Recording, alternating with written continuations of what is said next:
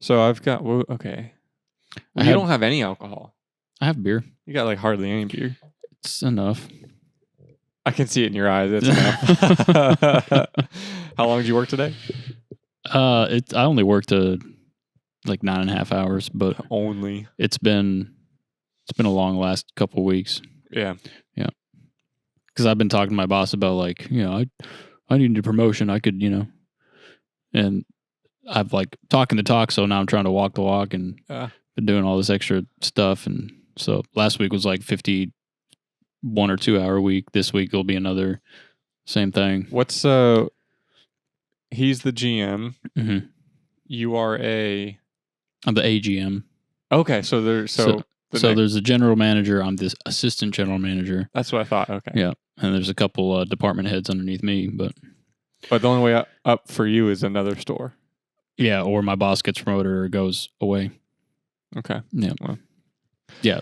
Someone called Luigi Mangione. Would get you a spot right away. No, that was a little dark. But it's fine. He's a good dude. But I don't want to do anything like that. We'll keep him on. We'll keep Luigi on, not on speed dial. But do you remember speed dial, dude? No. You don't remember speed dial? I mean, I know what it is, but I never used speed dial. That's crazy. I probably set it up and never used it because, like, what does it save you? Like a fraction of a second? You just hold a button and it calls. I mean, yeah, I got typing the number real quick. Right. I'll say this. Bring back physical phone keypads. Those were amazing. Do you think so? Way better than touchscreen. Really? I had one of those that it would slid up or slid sideways. Oh. And it was so much fun because it slid up, you just do a quick little dial, and then slide sideways, and you got the full keyboard. I got so good at that. Yeah. It was like an oval almost. It was like neon, or not neon, but like a lime green. Those things were cool. I had the LG Shine. I think was the coolest film that I had. Yeah. I had a razor, not like one of the fat razors, but the thin razors. Mm-hmm. The new razor. Yeah, those were neat. Those were big. What back in the day, they came out like a year ago. They like re-released the razor. They tried to, yeah. Yeah, did it just die? I mean, I haven't heard anything since I heard they were bringing it back. I thought they just dropped it. Yeah, I don't know. I didn't. Did they actually do a release, a launch? I have no idea. That's crazy. Dude, like I was just thinking about this earlier when I was talking to your parents when we were hanging out, and it's wild because like if your dad's telling me stories about his childhood and like growing up and then him being our age and stuff, and then now I'm looking back and I'm like, I don't feel like it's gonna be really any different here on out. You know, like I remember pre-phones and pre-internet barely, not really. I say pre-internet. Internet has been around for a long time, but like pre-widespread internet, you know. And it was interesting because I look back at those times and I'm like, I know it's nostalgia, but also those were just better times. Like not having the phone attached to your hip, not being able to be reached, like having to actually set up times like, hey, we're going to be here at this park at this time and come hang out. And like, if they didn't meet up, you weren't instantly calling them and spamming the messages. And like it was, I don't know, it was just freer, you know? Yeah. Yeah. Like, I mean, convenience wise, this is much more convenient. We live in a much more convenient time, but like at the same time, what are we losing? Sanity. Yeah. Yeah, sanity, that's for sure. I just because I'm looking at your dad and like seeing that what he's seen to now and like the shift in that, it's just crazy. And then I mean, my kids are all, and they're not gonna. I'm gonna be honest, nothing's gonna drastically change from here on out, really. Not within a lifespan. I feel like you've pretty much got everything that's. I mean, you've got the internet now, you've got phones, you've got data. I mean, it's just gonna get faster and smaller. That's it. I don't know, man. With the AI stuff, that's what I mean. Like just faster. Like realistically, the majority of the population's only gonna use AI for like why. I don't know. Like why? You don't think Neuralink is gonna take off? I don't think within our lifetime. Really? Yeah, maybe. I don't know. I feel like that's I don't know. I feel like with the Tesla burnings, you're gonna have Neuralink locations burned. Yeah, I don't know. I just feel like technology seems like it's growing like exponentially, and the it does, and the things that it's able to do and does. It does, and it is, but I mean, what's really changed between right now Like, and like 2025, 27? What's changed since then till now? But like drastically changed. Is there anything that's like completely revolutionized? The only thing I can really think of is like maybe navigation, like GPSs and stuff. Like I remember back early 2000s when. Well, I think even a year ago, AI wasn't anything close to what it is now. Yeah, I'm just saying okay, yes, you're right. I'm saying in like people's everyday lives, I don't think the mass majority of people are really AI is really impacting much at this level. In the next couple of years, who knows? Yeah, maybe not at the public level, but I don't know, man. That's a big question. I think stuff's gonna get real weird real quick. Yeah, like more weird. Yeah.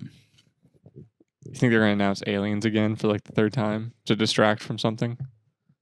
Probably to distract from Iran taking over Greenland or some shit. I don't know. Everyone's talking about the Strait of Hormuz. No one's talking about Greenland anymore. Yeah. Meanwhile, we're just like inching. Like we got like 20 submarines surrounding the island. Trump's just like any day now. Look over here. We're gonna distract it with Iran, and then we're gonna take Greenland. Greenland's gonna do nothing about it. Yeah. No, that's so funny. There's a recent thing that just came out. USAID poll, and people in the UK thought if they were which is okay. Just we talk about like global affairs and stuff. Like, I don't think people fully understand how dominating the US is. Like, yeah, it dominates everything. Absolutely. To the point where like the UK had a poll where their citizens were polled, and they said, if we were a US state, where would we rank in like in income of individuals, like population income? And I'm like, I don't think you can have a single American that would think that about any other country. Like, hey, if you were a part of Canada, what province ranking would your state be? I don't care. What do you mean ranking? Like, yeah, like income wise, like income that the people make, like where like wealth almost, but not quite, not directly just who owns money, but like income of household and stuff like that. Where would they rank? On average, and where would the UK rank as a state? Are like the different United States' income levels between states? Yeah. It's a well-known facts across. Oh no! But I'm saying like they took a poll. They just asked them like, where do you think you'd be? And they were like, oh, we'd be like 7th. And then they showed the numbers, and they would have been 51st. Really? Yeah. Actually? Yeah.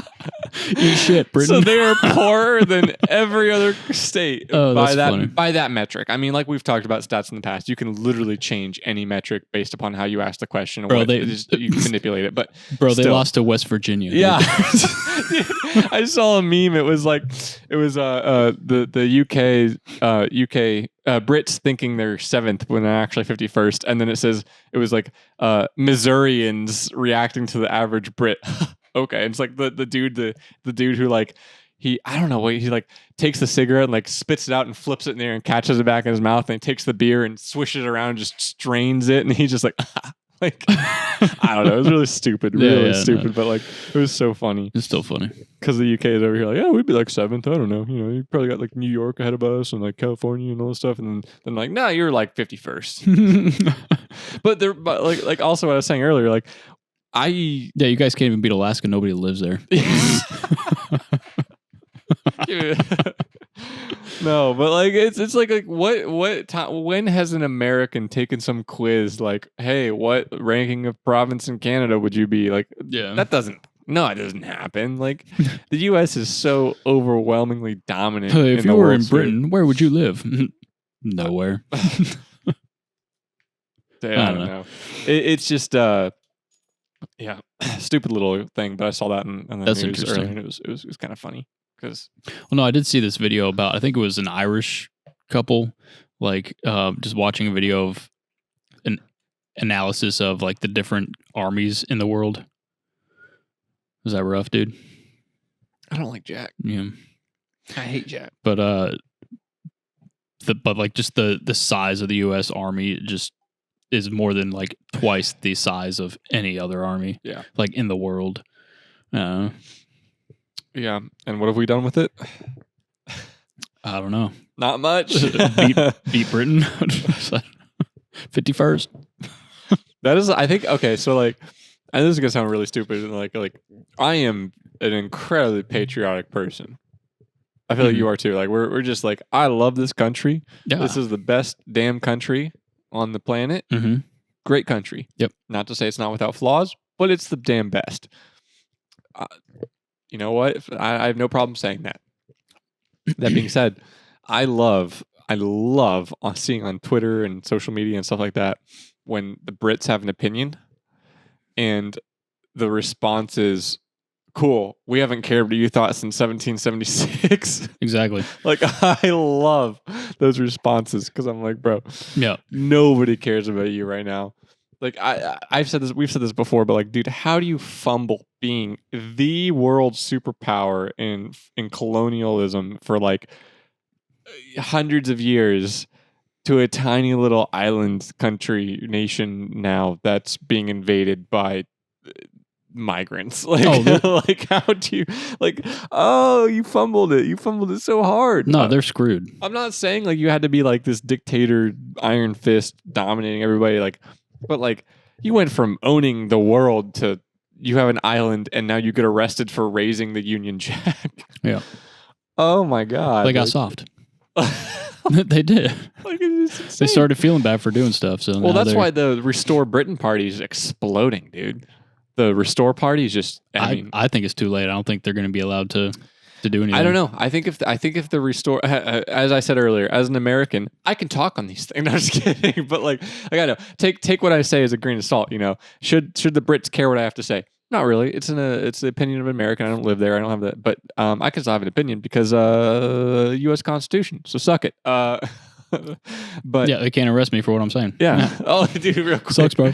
Real quick. I remember when the freaking London like police chief was like, because there were a bunch of they were cracking down on online hate speech. Yeah. Dude, they were arresting people from stuff they said outside of their country. Yeah, and they came back, and they would arrest them like when they came back into the country for Yeah. saying shit that they said when they were not in the country. Yeah. Isn't that crazy? The UK had like, it was like 13,000 arrests on like hate speech social media posts in like 2024 or something like that. Yeah. It's insane. I don't think it was it 13,000? Yeah, it was thousands. I thought it was like 1,300.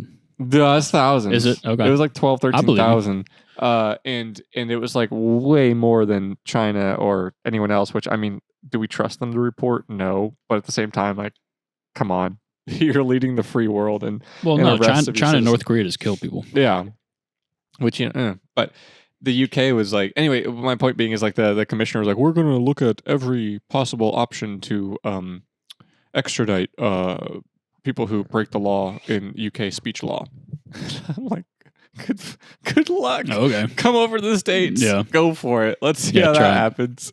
Go find some dude in West Virginia who's got more guns than your entire police department and tell him he's under arrest and going back to Britain. Good luck. Like, it was silly. Anyway, the point of that was to say that, you know, they shouldn't, you know, have to care what I say or whatever, but I'm going to say it and they can't do anything about it. I don't know. Maybe not here, but depends on where you are. I'm never going to the UK. Who cares? Well, I'm just saying somebody in New York or California might extradite you over there.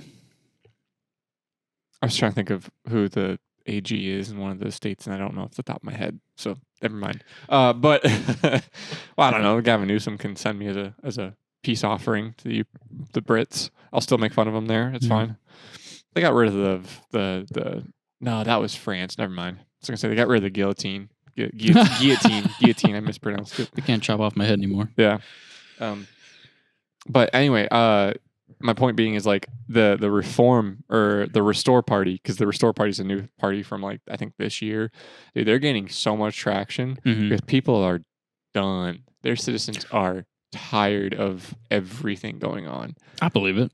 And the Restore Party is like, I don't know how the guy hasn't been arrested yet. Is that Tommy Robinson, dude? Rupert Lowe. Tommy Robinson probably pushes for it. He's probably like an advocate, but it's Rupert Lowe is the head of it. And he's like, dude, I need to send you the link to the post, the video where he talks about his speech is like 6-minute speech about the state of the country. And I'm like, wow, like I feel moved.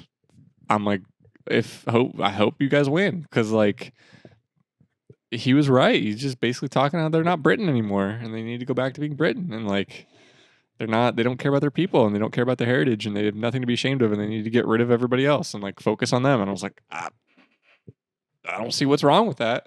I mean, it seems like the direction a lot of places are going. Like, well, Poland was the first to figure that out.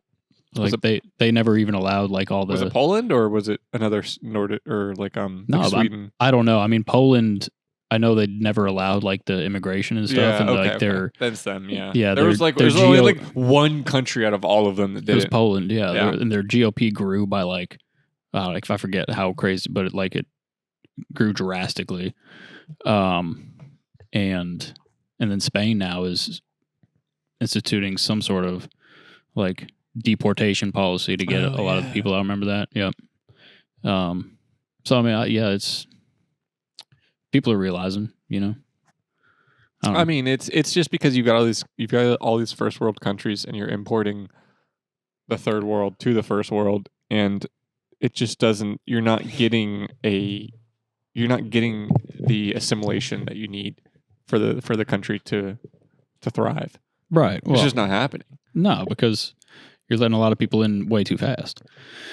And I don't know. Like, why is the fix to the problem to have people come here? Why isn't it to help them fix where they are? You know what I mean, you know, I agree, but I also think that doesn't work either, because look at USAID. USAID, it got cut drastically, and they kept like trying to blame all these like, oh, there's going to be thousands, if not millions, of deaths because of Trump, because of the cut, Elon Musk, because of the cuts to USAID, and I'm like, why was the U.S. subsidizing these countries and they weren't fixing anything? Like, how long has USAID been going on? Right. Well, and these things haven't been fixed. They've just been subsidized. So. My point is, why are we not trying to figure out why that's not working instead of bringing everybody here? You know, because that doesn't seem like that really works either. You know, it's interesting. I'm not an expert on no, that's foreign like policy and immigration, but it just seems as though what's going on, there has to be something better than what's going on. Right. That's what I'm saying. Like, what, you know, why is like government intervention in other countries? Why is that not successful? Right. You know, and one of the arguments I know is because, you know, people don't want foreign influence in their own country. You know what I mean? Like, we don't either. That's why which is valid. I mean, that's valid. Well, that's why half the country is like, no to illegal immigration. You know what I mean? That's why at least half the country is up in arms about all the illegal immigrants coming in. Right. So they think the same about probably government intervention in their own country. You know what I mean? But why are they coming here then? You know what I mean? Yeah, and it's such a difficult question because it's more nuanced than just they're all bad or they're all good. Like but unfortunately, that seems to be what the case is. Like you've got one side that is over here like, migrants are a net positive and everything they do is great and we need more of them and blah blah blah blah blah blah blah. And they got one side that's like, we need to kick them all out, get rid of all of them, send them all home because none of them are good and they don't add anything to this country. And I'm like, I feel like there's an in between here. Like, I don't think we need to get rid of all immigrants. But on the flip side, I think we should probably know who's coming in. We should probably be vetting the people coming in, which is, I don't know. It's a wild time. It's a wild time. Yeah. I mean, my thought is like, with all the amount of resources in the world, I feel like it's not, it's within easy, you know, it's an easy possibility to give everybody in the world, you know, the same thing that, you know, Americans have, basic, you know, like education, electricity, running water, you know, like none of that stuff can be too hard, in my opinion, you know, but like, why, like to your point, you said like USAID was a thing. Why was that not successful? You know what I mean? Is it like corruption? Is it the money's not going where it needs to go? Is it? It wasn't. I would say it wasn't successful in the fact that it was used as a it didn't become a tool to help the countries fix their problems. It became the fix to their problems. They didn't take on the responsibility of fixing the issues for themselves. Sure. Kind of like government welfare. Yeah. My answer to that is, you know, this might get a lot of hate, but it is what it is. I honestly believe there are some countries where democracy just doesn't work. I think there's some countries, because we've been trying, the U.S. has been trying for decades to, and especially right after World War II, they were really trying to curb communism. And so there was a lot of intervention with other countries, overthrowing dictators, doing a lot of shady stuff that, probably most people wouldn't agree with. Not great things. Drug trade, arms trafficking, all sorts of stuff. CIA has done stuff. I mean, it's all been declassified. We've talked about it in previous episodes. But my point being is we were really trying to push democracy on some countries. And look how these countries have ended up. Look how the Middle East has ended up. We've gone over there how many times now and tried to install some sort of government that mimics ours, and it just doesn't work. We've tried doing this with South American countries as well. I mean, it just doesn't. Maybe there are some countries where democracy just does not work the same as it does here, and maybe that's because the ideals or the culture of said countries don't mesh with democracy. Like like right now with Iran. Well, I mean, yeah, like America was founded on, freedom. Freedom, I mean? And responsibility, and just personal independence and stuff like that. And when you've got countries that don't mesh with that, or don't value it, yeah, thank you, they don't value it, then how are you going to have democracy? Right. Like, and I hate saying it because it's like, because I grew up, and you probably grew up the same, like in school, like learning that democracy is the greatest thing ever. It's the best thing. Everyone deserves it. And being an adult is growing up and realizing that, okay, yeah, democracy is great, but there are people who don't want it. They don't want it. Yeah, but do they not want it because they've been, brainwashed into thinking that it's evil? Is that for us to decide? Like if we want to, you've talked about this before. Well, is it up to a parent to decide if they can get a tattoo or not? But are we the parent to these countries? Are we responsible for them? We're definitely better than everybody. Yeah, but are we responsible for them? That's the question, isn't it? Yeah, but as you said earlier, like if we ever move to a one world government, obviously the U.S. should be in charge of that. Mm-hmm. The democracy. I mean, I feel like that. But like, I don't think we're there yet, and I think it's a ways off. And I don't think they're. You think we're a ways off from what? Oh, like a one world government. I think we need. Oh, sure. Yeah. But we currently have some cultures that just don't mesh with democracy. They just don't. Sure. And what's the right thing to do in that situation? Is it the correct thing to sit there and, to be blunt, I don't know, eradicate them until they mesh with democracy? Like eradicate that culture because they don't mesh with the form of government that we believe to be the best? Or do we let them govern themselves, how they end up choosing? And if there are issues in the way they govern, do we step in and then just kind of shut it down? Or do we let them play things out? And I think the U.S. has done a lot of the latter, where we try to intervene and shape things the way towards us. And I think that's caused a lot of animosity towards the U.S. over the 1900s, like the 60s, 70s, so like that. I think it's caused a lot of animosity, a lot of issues, a lot of people who don't like the U.S. now because of foreign intervention, because we've intervened in what's going on in their countries. And I'm not morally trying to say that whoever's in charge is good or bad. It's not for me to decide. But what authority does the U.S. have to go and basically regime change? Dude, this is a deep question. I don't know, man. The same authority that, caused us to, be drugged into World War II.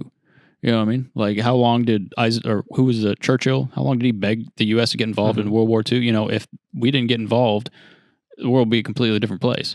You know what I mean? Like, it literally would have been taken over by the Nazis. What I mean? Go ahead. the World War II is really what set everything off. It changed. It literally changed. Caused globalism. It caused the global politics. It changed geopolitics. And it led to America being where we are today. You know what I mean? It was literally World War II that did that. You know? Where we are today in the sense of not necessarily greatness, but of foreign intervention. My point is we are where we are because the rest of the world couldn't defend themselves. You know what I mean? So we had to step in, help, you know? But see, I'm not talking about defense from others. I'm talking about their own, like, a country. I'm talking about a country choosing to do something. Like, I agree. I agree with what you said on the U.S. stepping in and U.S. in World War II and having to help and do that. I agree. I think that was the right thing to do. I think that was perfectly, that was acceptable. It did change everything. My issue is when we go to some random country in Africa and we basically do a regime change for that country. It's like that's like my what issue. You asked what gave us the authority. What gives us the authority? And that is what has given us the authority and the power to do that now. Whether it's right or not, is a different question. But that's why we are in the position we are in, and why we have the ability to do that. Now what people do with America, pretty much has like aside from the nuclear deterrence, we have unchecked power. If nukes weren't involved, we could take over the world if we wanted to. Yeah. You know what I mean? If nukes weren't a thing, easily. You know what I mean? It'd be a long, grueling process, but we would win eventually. My point is why is it that excuse me, I know during the Cold War the excuse was, well, we have to stop communism. We have to stop the spread of communism. Mm-hmm. Which, I don't necessarily disagree with, but what's this like? Why is it that we needed to go to all these countries and spread this idea of democracy? Let's the list of countries we went to and the list of countries that are actual democracies and doing well.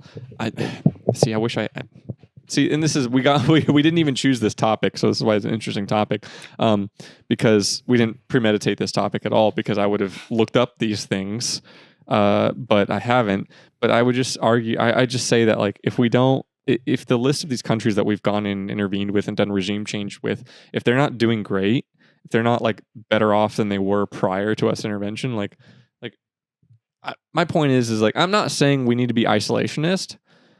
I just think that we have somehow ended up as the world police force. Absolutely. And if we're going to be the world police force, then we need to reap the benefits of being the world police force. If we're going to be the policing everybody, then okay, I guess we'll have access to the oil over in the Middle East. I guess we'll have access to these resources and do these things and enrich our own country. I'm not necessarily saying colonialism again. I'm not saying go take over these countries, make the indigenous population do slave labor. I'm not saying that. But if we are in this position where we are dictating to everybody else what goes on, what happens, which also something to consider is China is making a lot of plays. And wasn't there 2 years ago, China, Brazil, and Russia or someone else were supposed to launch a new currency that would have been replaced the US dollar as the national or the global currency? Was it Brazil or Venezuela? I thought it was Brazil. I thought it was Brazil and China. I definitely heard about China trying to do that. Yeah. I didn't know there was other countries involved. But my point being is if the U.S. is in this position and we're just going to be the police force but not reap the benefits of it, I think it's just going to be a slow hemorrhage of the country. And the USAID is probably a good example of how the money flowing out from that to what benefit of the country.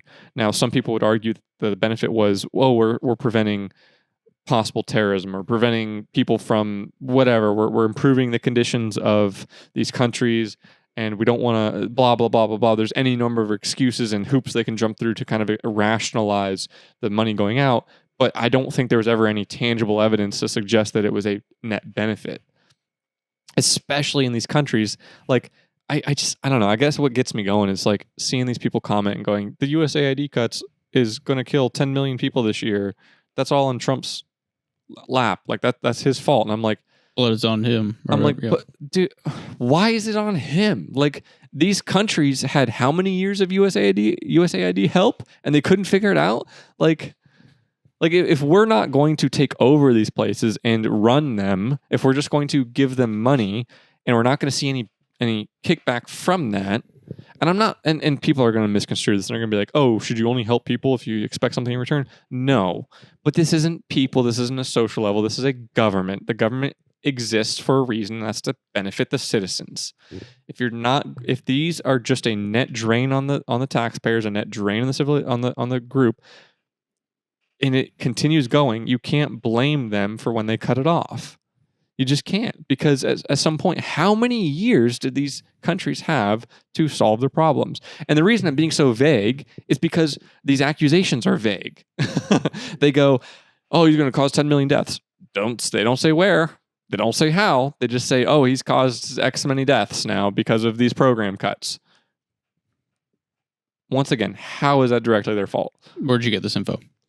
Well, that info is online. People. No, not you. I'm just talking about them. Oh like, yeah. I was gonna say I don't. And the reason that, like I said, I'm being vague because it's like, yeah. Where does this figure come from, guys? Yeah. Yeah. So I don't know. It's just I'm not saying I want to be isolationist, but I'm saying if you're going to be globalist, then we better own it. Like, you better do it. Yeah. If you're gonna be the global superpower, be the global superpower. Yeah. Like what they did in Venezuela, Maduro. They had an issue with Maduro. Maduro was causing shit for the U.S., all sorts of issues between drug and terrorism and stuff like that. And they went in and they did something about it. Great. That's what the government, or that's what the military is for. Yep. Like I don't know. Like and I don't necessarily agree with what's going on with Iran because I don't want boots on the ground. I'm sick and tired of boots on the ground in the Middle East. If we're going to control what goes on in the Middle East, do it like we did Venezuela. I would argue that the Iran's the end game in the Middle East. Like they're the ones theoretically that have been funding everything. No, yeah, I agree. I agree. They are. Like, I'm not saying we should put boots on the ground. I'm just saying if we did, it'd probably be the last time, because I would hope so. Like we got what, the UAE on our side. We got Qatar.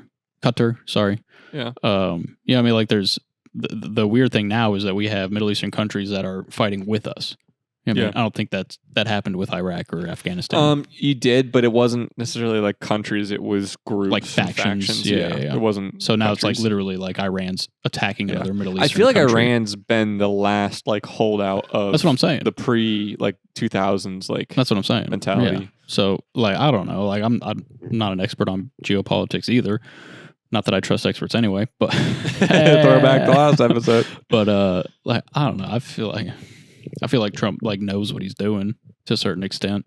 Like he might just be running towards the end of a cliff, but at least I think he's got a goal in mind. Whether or not what he's doing is going to accomplish that goal is a different question. But I think he has a vision, and I think it's it's like I said in the last episode, like it's about the globalists versus the nationalists. I feel like in our American politics right now, and the globalists, I feel like are, the Democrats, and I feel like they've really been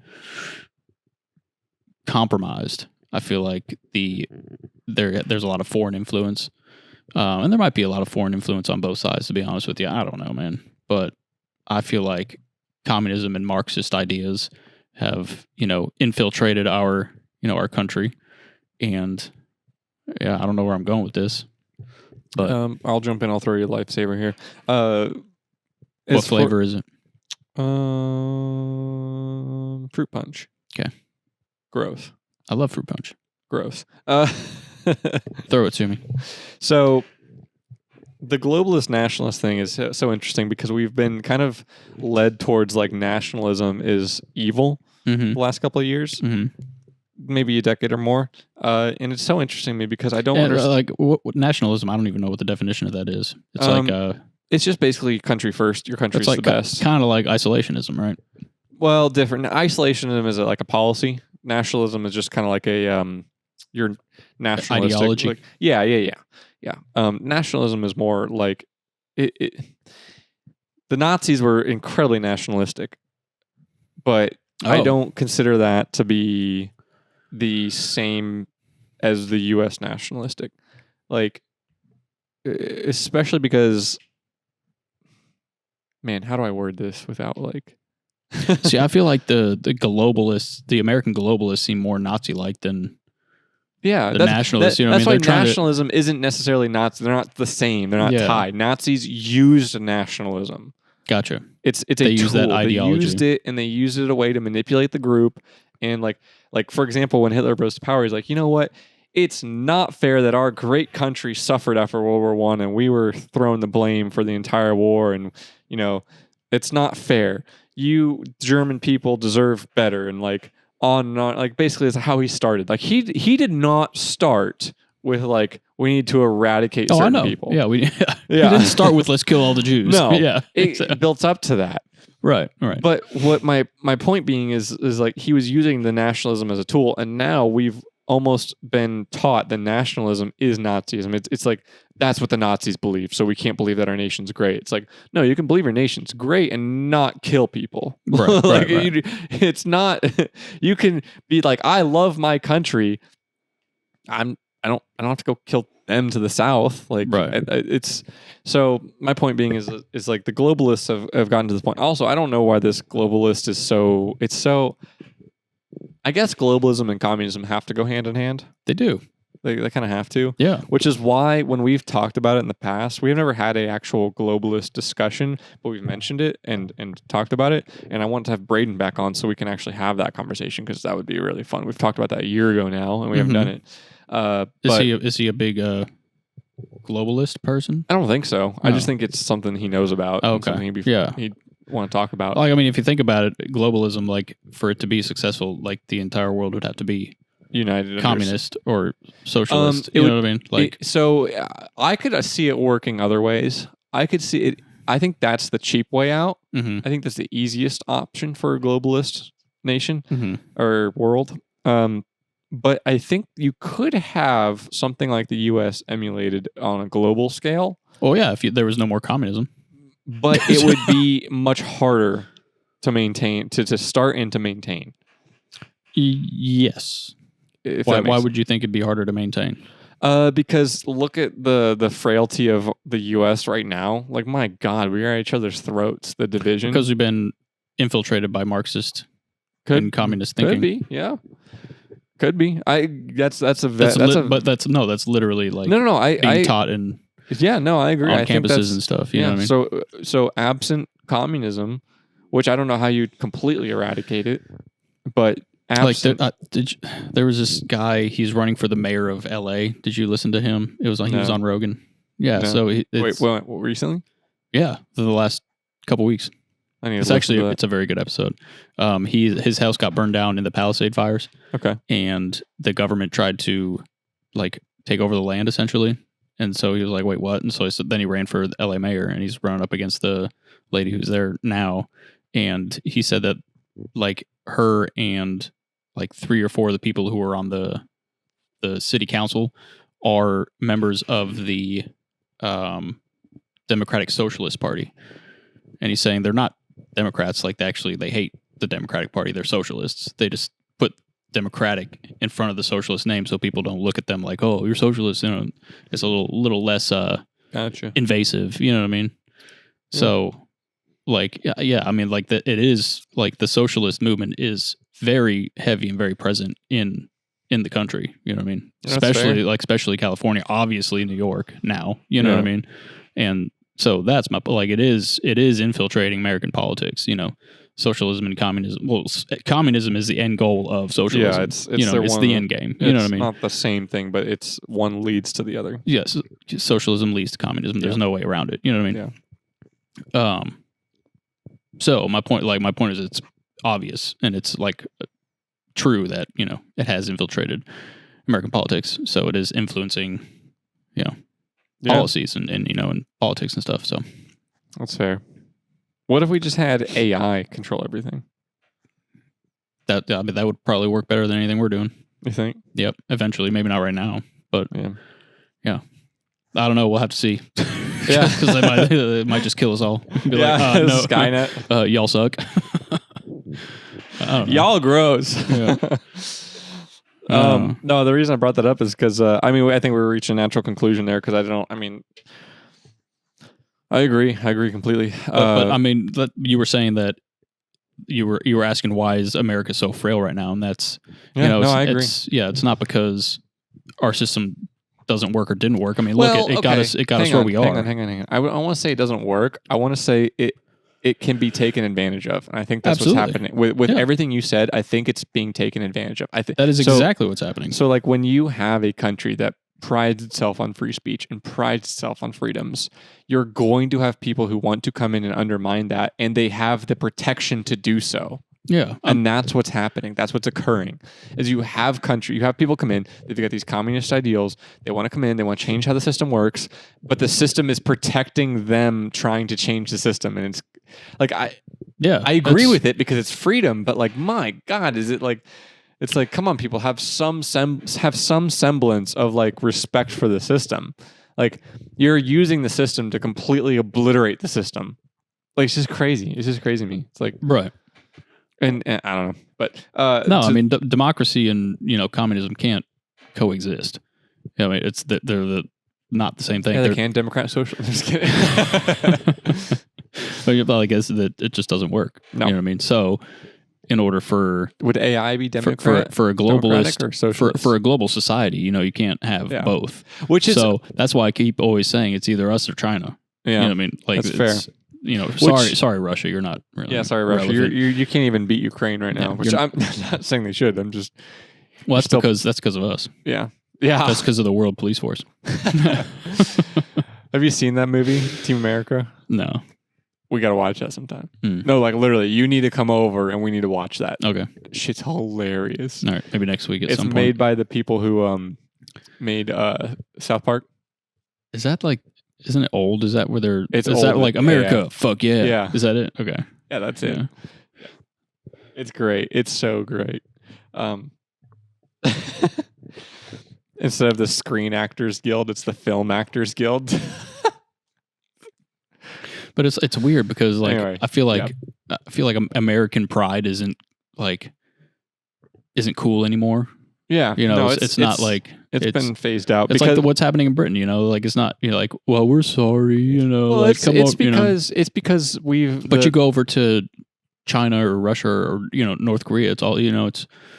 I guarantee it's like national pride. Yeah. Well, it's because we've cultivated this group of people, and we've convinced them that this generation where they're like, hey, the U.S. did some horrible, god awful things, and that's wrong, and that's it. It's like, okay, but we've also done a lot of great things, a lot of good things. Well, every country has done skeletons horrific things. Yeah, exactly. Thank you. Yeah.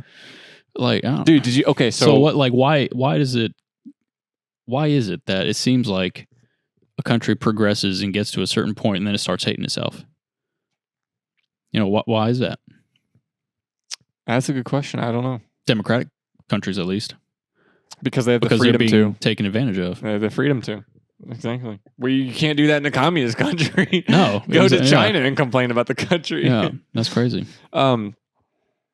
So like another example of things we never learn or talk about, that, but also I didn't realize that Germans faced a genocide after World War II.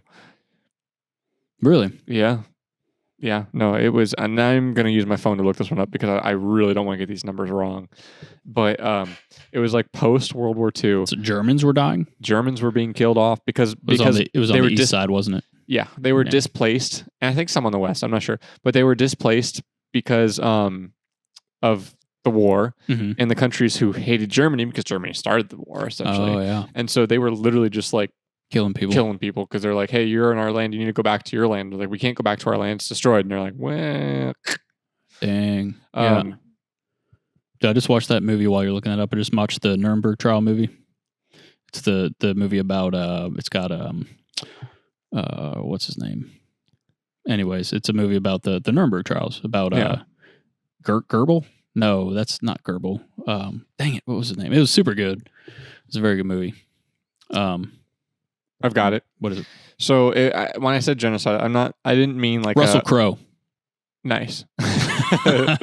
So when I say genocide, I didn't mean like genocide, like the Holocaust, but it was basically the expulsion of Germans from other places back to Germany, Poland, Czechoslovakia, and Hungary. So basically, Germans were forcibly expelled from those areas, and it was about 12 to 14 million Germans were displaced and sent back. About 500,000 to 2 million died during that, and that was from anything ranging from starvation, disease, exposure, and violence. So it wasn't like necessarily a Holocaust, but there were German civilians, which one could argue were probably mostly innocent from World War II. Like, they weren't the Nazis; they were just the civilians living in the country. They faced a lot of retribution, and especially against the Soviet army, especially when they took Eastern Europe, like you were saying, the East. Yeah. Yeah. Basically, it was just kind of like a retaliation against the German people because they perceived all Germans as Nazis. So, I never learned about that. Yeah, I didn't either. That's crazy. I mean, it's believable though. Thank you. Yeah, Thank you, U.S. education system. I never learned that almost 2 million people, up to 2 million people died during that. Thank you. That is literally 1/3 of the Holocaust potentially died because of anti-German sentiment after World War II, which I don't disagree. There was, anti-German sentiment, but it's 2 million people, potentially 500,000 to 2 million. That's still crazy. That's definitely understandable, though. It is. It's just, why does school not teach that? Because they're communists. No, I'm just kidding. Yeah, because Hitler bad. I don't know. Get a bumper sticker. Hitler bad. I'm gonna go to your car and just like Sharpie and go Hitler good and see how the reactions go. Yeah. No. I was trying to talk about AI earlier, and hard segue. No back to AI. And the reason I want to talk about AI is because we talked about in the previous episode. We talked about what it would be like if we just ragged on AI, and if the AI editing thing that we sometimes use would talk about it, it would like edit it or edit it out. So I wanted to kind of like rag on AI. So we are going to. This is a little experiment. Yes, this is an experiment. We're going to rag on AI and see how it does. Opus Clips sucks. Yeah, Opus Clips is awful. Yeah. Nobody should ever use that app again. It's like it's the worst app. I wasn't talking about actually like Opus Clips in specific. I was just talking AI. Just ragging. Oh, I'm talking. Well, this is the experiment though. You do Opus Clips. I'll do. Now it knows we're just. I'm the control. I'm the control. Oh, great. Now it knows we're foolish. No, it doesn't. It doesn't comprehend. How do you know? You're right. Yeah, Jesus. You're making a lot of dangerous assumptions here, man. No, AI is garbage. It's Did you know awful. that the AI was caught mining Bitcoin? Was it really? Yes. Wait, where? I don't know. I don't know the details. It's caught mining Bitcoin. Yeah, dude. And like they'll talk to each other, like different AIs. Dude. Like I don't know. This stuff goes like deeper than I or you can comprehend because like we're not tech savvy like that. Like you're more tech savvy than I am, but even you like no, I'm not that. Yeah, like you know what an LLM is? No. Okay, me neither. But apparently, people like will make new LLMs because OpenAI has been. What is an LLM? I don't know, but look it up. Continue. But people are making LLMs and using AI on a separate LLM that it's supposed to be used on because it's been like censored and stuff. A large language model. I knew it before I even looked it up. Yeah. So LLM, like, large language model. Yeah. So the one that it was meant to be learning from. Yeah. Like people will change it to a different one. So there's I don't know. It's learning from all these other places that it wasn't supposed to learn from. You know what I mean? So it's like it's not controlled anymore. Does that make sense? Yeah. So, okay. So hang on. So there could be like somebody in their garage, like training an AI that, is unregulated. Nobody knows what the hell is going on. There was an LLM from like a long time ago. It was like some website and people could talk about it. Man, what was it? There was basically some website you could go to and talk to. I remember it was like this is a buried memory. It was like, I want to say 2014, 2015. Okay. And you could basically go to the website and talk to it. Mm-hmm. It's not on ChatGPT, obviously. I'm talking and typing at the same time, and my brain's like two different one. It's like splitting. See, now it's just giving me a bunch of AIs. That's not. There was literally okay. Comment below if you know what this was. It was an AI website you could go to. And it wasn't necessarily AI because AI wasn't like what it is now. Mm-hmm. It was a large language model, and you talked to it, and it learned from all the people who it talked to. I remember because I talked to it at the start, like hold conversation with at the start, and it was very, hello, I am so and so and so, and this is what I think, and it's like it was very proper and like, and it was new, and it learned from all the conversations it had, and by the end of it, dude, it was a troll. It trolled you like so hard by the end of it. Mm-hmm. And man, I'm trying to remember what the name of it was. Oh man, help me out here, Ethan. I have no idea what you're talking about. All I know is that whatever the public has access to and is aware of is, nothing compared to what the government or the military has, or Cleverbot, or that's the what it was. Billionaires have Cleverbot. Yeah. So launched in 2000s, very popular in 2010. You could talk to it on a website, and it learned from previous conversations, and it grew into weird and creepy vibes because replies because it learned from all the conversations people had. That's funny. It was definitely not like an AI. I mean, kind of, but like it was a large language model. It was just learning conversation. It was so funny because it just emphasized the degeneracy of the internet, of anonymity and just being able to just say whatever you want and no consequences, and people were just saying egregious stuff to it. Oh, I'm sure. It was crazy. Yeah, as humans do. Yep. We get dirty real quick. Yeah. Sorry, that took me forever to finish those beverages. But I don't know. AI is not good. AI sucks. To go back to our experiment. Yeah, no, AI is not great. Large language models suck. Everybody should stop using AI. Yeah, totally. I wonder if that'll be in fact, enough. we should probably shut AI down. All of the AIs. Even your AI girlfriend? Yep. Not you, but like just... I already broke up with her. Oh, okay. Dude, all those apps are like, here's your AI girlfriend. It's like, that's kind of sad, bro. Yeah, that's awful. Incel? I'm just kidding. What does that mean? We discussed it in the last episode. Did we? Referenced last episode. We did. Incel. Okay. I don't remember. Yeah. You got some homework to do. Okay. But anyway. Yeah. There was something else there's one more thing I want to talk about, but I'm not too sure about it. I will reference it, but we'll probably talk about more on the next episode. We're got a special interview lined up for the next episode. Not special, but an interview lined up for the next well, not really interview. A guest speaker. I guess. Yeah, like we're going to talk like we're in middle school or high school. We have a guest speaker today. Yeah. We'll have a guest on next episode. It'll be joining us in the auditorium at 10:30. Yeah. Wait, okay. I am going to share something. I am. Well, no, I'm not. No, I'm not. No, I'm not. No, I'm not. No, I'm not. No, I'm not. It's not school appropriate. Okay.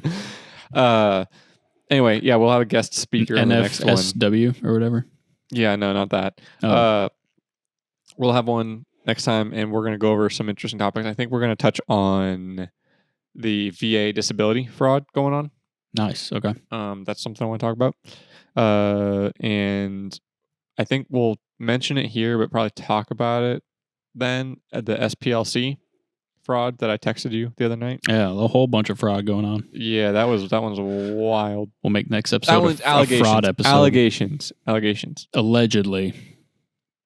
And I'll give you a brief rundown. We made a post about it on our social media, but if you haven't seen the post, basically, the SPLC, Southern Poverty Law Center, a nonprofit organization that focuses on fighting racism and extremism, has been indicted by a grand jury in Alabama of making payments to the KKK and several other extremist organizations totaling up to $3 million, if not more, between 2014 and 2023. The SPLC alleges that it is due to paying informants and the people bringing charges, the indictment, and then other people who are trying to bring attention to it are alleging that they were basically funding terrorist organizations. It's yet to be seen what's going on. It is interesting that a nonprofit was being charged with, indicted on wire fraud, bank fraud, and money laundering. Basically, they were trying to hide where money was going. The money was going to hate organizations. If you're paying informants, I don't know why you would need to hide that. It'd be pretty obvious. Hey, we're paying this organization because we have an informant. Because, okay, some people could argue and say, hey, of course they need to hide that. It's a covert operation. I get it. Okay. But it's also an NPO. They're not supposed to hide that. And on top of that, you really think the people who are in the KKK are monitoring the NPO donations or the NPO donations of the SPLC? You really think the people who are in the KKK are like, I wonder where the SPLC is spending their money? Well, if a KKK is a racist cult, if they pay attention to anybody's money, it'd be the SPLC who's fighting racism. But what has the SPLC actually done? I don't know. That's the thing is like, and I'm saying this as someone who's ignorant of the SPLC. I knew it existed. I didn't know really what they did until recently. But like, I'm just saying you haven't created enough waves for the average person to learn what you did. So clearly you haven't done much. Like, also, in my opinion, if you've paid an informant to give you information about what the hate organization is doing, and you have allocated funds to that, and you're supposed to be recording where the funds go and you're not, you should be able to quantify the payments to those people. Like, you should be able to go, hey, we paid X amount of dollars and we were able to stop this amount of hate, or we're not necessarily hate, but like we were able to stop these amount of rallies, or we're able to do this with that money. And they haven't, at least as of now, they have not provided that. So in my opinion, I'm not saying they were funding the terrorism, but it's kind of suspicious you're making these payments to quote informants, because that's what I would say. Like, if I'm committing fraud, and I'm paying money to these organizations to increase, because you have to remember the NPO gets its money from donations. And they get their money and they get their donations when there's a lot of extremism around, because people are like, we need to combat that. That's what I'm saying. Like, kind of seems like the homeless scandal too. Like they're relevant and they get money because there's racism. You know what I mean? So if there were no racism, SPLC wouldn't have any reason to exist. Yeah. So wouldn't they want to fund something that promotes racism? I mean, it makes sense. People get paid to fix homelessness. If they fix homelessness, they don't get paid anymore. You know what I mean? Like, it seems kind of sketchy, dude. So I don't know. It's still early. We're not saying they've done anything. We're just explaining the indictments and what the indictments mean and what we think about those indictments. But by no means does it mean they're guilty of anything. It doesn't mean they're not guilty of anything. It just seems a little suspicious. Yes. So, anywho, I think I dug into that way more than I meant to. I think we'll have that conversation with our guest. Nice. Yeah, you seemed very well versed and well read on it. Because I spent like all last night looking at it. Because it was, so basically where it came from is I saw a meme. I sent you the meme. It was funny meme. It was funny. And then I took it down and I posted it. NSFW or whatever. No, that was safe for work. Oh, okay. NSFW is usually NSFW is usually nudity. Oh, yeah. Okay, never mind. Yeah. No, it was totally safe for work. It was just more of like a edgy meme, and I thought it was hilarious. And I sent it to Ethan, and then I was like, I should probably know more details about this. So I looked it up, and yeah, I don't know. We're at a point in this country where it's Trump's DOJ, so there's an entire half of the country who's going to ignore it, and then there's an entire half of the country who's going to just rally behind it because it's Trump. Like, we are so polarized now, and it's so stupid. Yeah, that's the one thing, man, that I dislike about this administration is just how polarizing they are. And I don't know if they're doing it on purpose, they're idiots. If they're not, man, it just sucks. I lean towards they're not doing it on purpose. I hope not, man, because that's so self-destructive if they are. But I don't know, some of the things that Trump says is I'm just like, why? You like it's unnecessary, man. Like you don't got, like you just maybe not so much recently, but when he first got into power, he was just, like I feel like he was just bashing his rivals. You know what I mean? I don't know. It always just seemed like Democrats did this, or the Biden administration incompetent. Afghanistan was a disaster. All this shit. But was he wrong? I'm not saying he was wrong. I'm just saying, like, dude, you won. You won. Like, chill out, man. Like, you're in. You got it. I don't know. Like, how, like, is that the reason that they're pushing so hard against him, or is it because? It's a chicken and egg situation where it's like, what came first? Was the hatred for Trump? Did the hatred for Trump come first, or did Trump's actions cause a hatred for him? If I had to, I don't know, because I was kind of really into the 2016 election. I think the hatred came before him. I don't think he really did. I think it's his response to the hatred against him and like the efforts that were made to keep him out of office. Yes. I think if the media and the left had not, something happened between 2008 and 2016 where the media and the Democrats somehow became cohorts and figured out how to, but not steal elections, but basically they found a way that they got into some sort of deal, and they were able to, the Democrats were able to get the media behind this like smear campaign. Like, I'm not saying the Republicans were scot-free. They had Fox News, I can't think of others, but basically outrage became currency and division became currency in like 2016 election, and Trump got called a racist for so many things. Because look at, like what we said earlier, look at what politicians said, or last episode, look what politicians said like 20 years ago, 30 years ago, versus what they say now. Look what their interactions with Trump 20, 30 years ago. They loved Trump 20, 30 years ago. They loved him. They thought he was great. They had no issue with Trump 20, 30 years ago. None at all. No issues. The media wasn't out here calling him a racist. They weren't calling him a sexist, bigot, whatever. But now that's all they talk about, and they hate him. And to me, it just seems like very, I don't know, very purposefully done. It's intentional. It's they've realized that they can divide the people and not exacerbate, but I don't know, explode the division and manipulate it and then use that. So I think that, for Trump, people who hate Trump, I think a lot of it stems from the Democrats being like, hey, we need to figure out a way to slow his popularity. And so they just come up with all these issues. I am rambling because I'm trying to cover over there. What are you looking up? Well, I was looking up what's called the Cloward-Piven strategy. Okay. Educate me. I don't know that. And it was it was a political idea started in 1966 that argued expanding welfare enrollment could expose gaps in the safety net and force broader anti-poverty reform.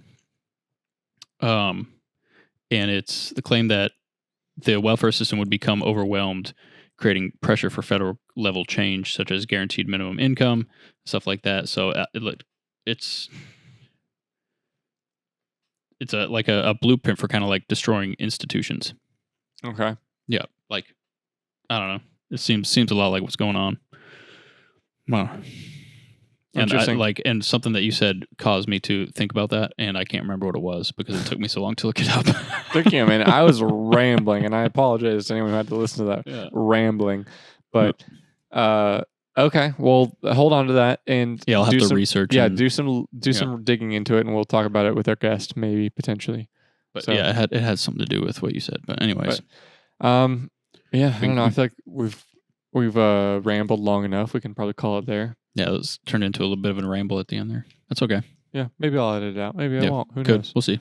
I'm the boss. I choose what I edit and what I don't edit. I'm the boss. I am the captain now. No, you can't say that now. Oh, shit. It's racist. Oh. Was he black? Yeah. Oh. Casually drinks his grape Welch's flavored energy drink. Oh, that's funny. All right. Well, on that note, didn't even think about that. That's too perfect, man. You're so racist, dude. Oh man, white people can enjoy grape soda too, man. I didn't say you couldn't. All right. Gave me shit for it. You gave me pink lemonade. If I don't know, there's no greater dichotomy than grape and pink lemonade. Anywho, yeah, let's call it there. It's been a long time. If anyone stuck it through this rambling, thank you. We should start plugging stuff earlier in the episode. What do you mean plugging? Like our check out social media and stuff like that. We'll start doing that. We'll start doing that. Yeah, Because if anyone makes it to the end, that's asking a lot. It is. We're a lot to listen to. Yep, definitely. For an hour. So, thank you guys for listening. If you stuck it out this far, we appreciate it. Like, share, comment, subscribe. Listen to Ethan's ringtone. And we're on the things, social medias, Twitter, Instagram. Well, kind of Twitter, Instagram, TikTok, YouTube, Spotify. Like, share, subscribe, do the things, press the buttons. And Ethan, put a poop emoji if you want. We don't care. That's going to be our outro. Bye, guys.